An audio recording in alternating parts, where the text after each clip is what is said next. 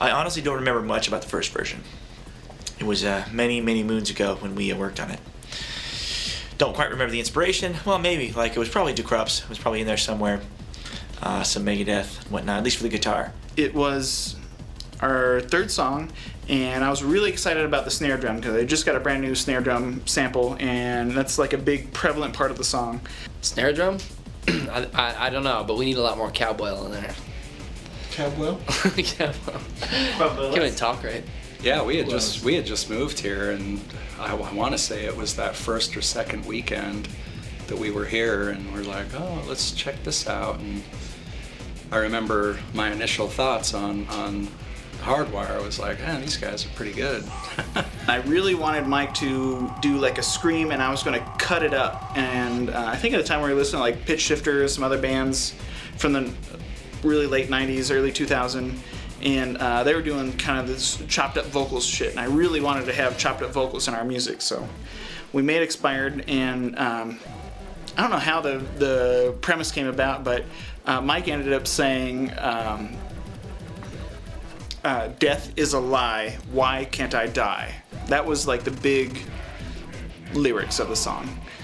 The lack of lyrics. It's probably because we didn't know how to write lyrics. We had no idea what we were doing. We were less concerned with lyrics and more concerned with making a song that didn't suck or making something that sounded like a song.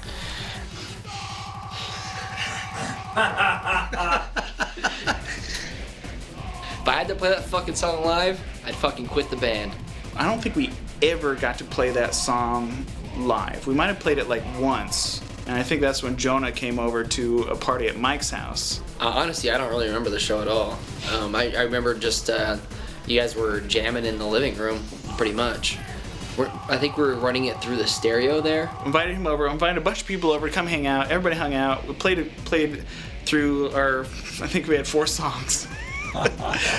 Were you running it through an amp or right to the stereo? I know, I had an amp. That's when I had you my had an Marshall. amp. But we ran the track through my parents' stereo. Right, okay. That's how ghetto we were. And so like Ryan, it was me and Ryan. We had no like, I don't think we had a microphone, and we had like a strobe light and a fog machine going. My smoke alarm went off in my house, and everybody's sitting on my couches or my parents' couches, and we're fucking rocking out. Woo!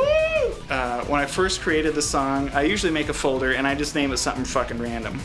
So this song was originally actually called Cock Annihilator.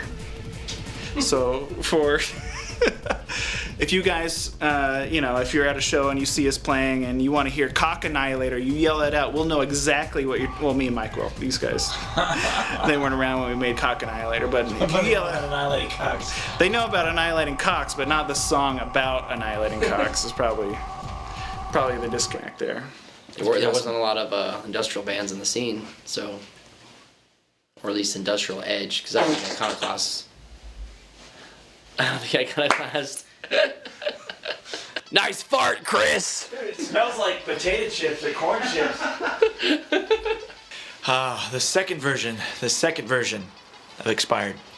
The second version of the song, we wanted to get more into like a dark gothic type of feel.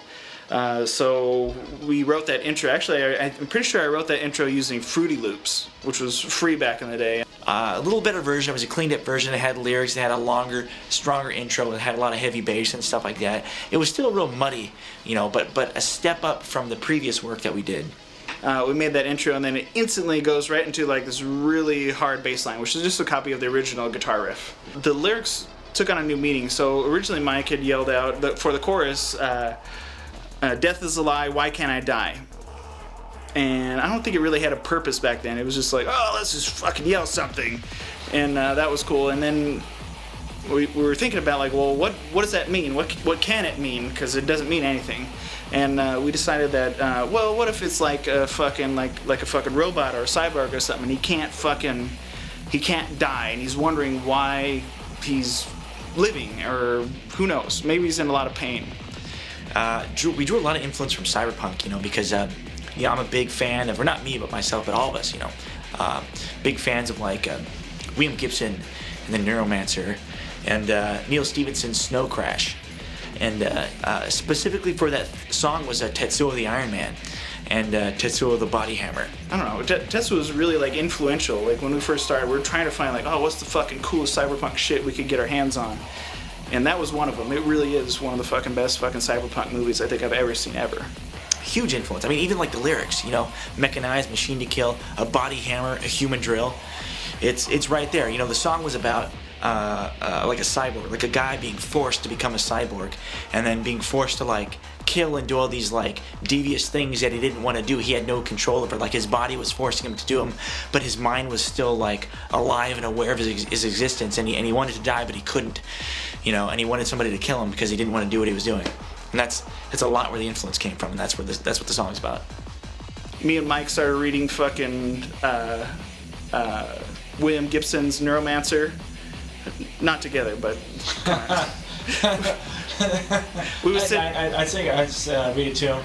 Yeah, I would be, lull him to sleep. he would tuck me in. He would fucking read Neuromancer to me, and I would have good dreams about snow-colored skies. I mean, when we sat down,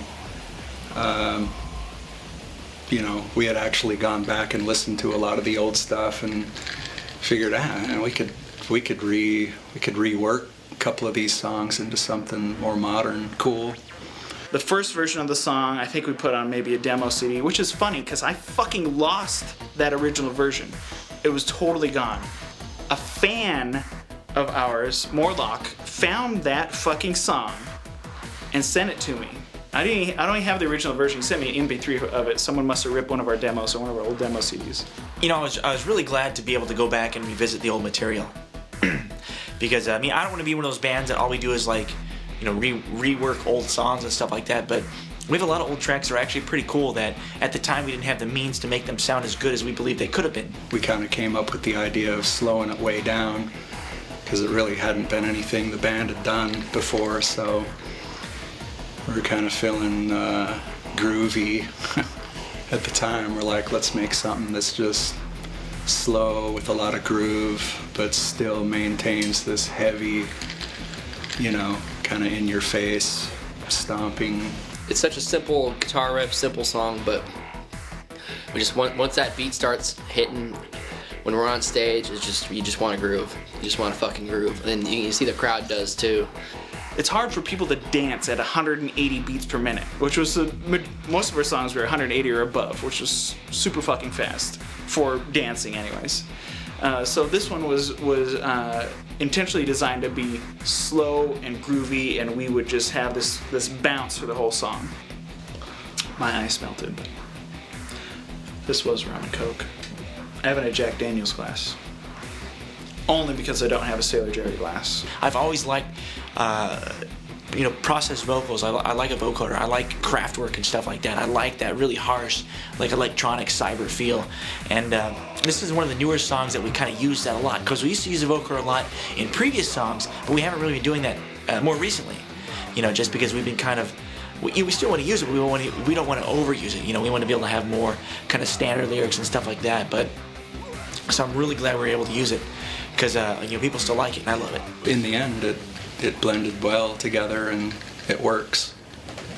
It's actually vodka on the rocks.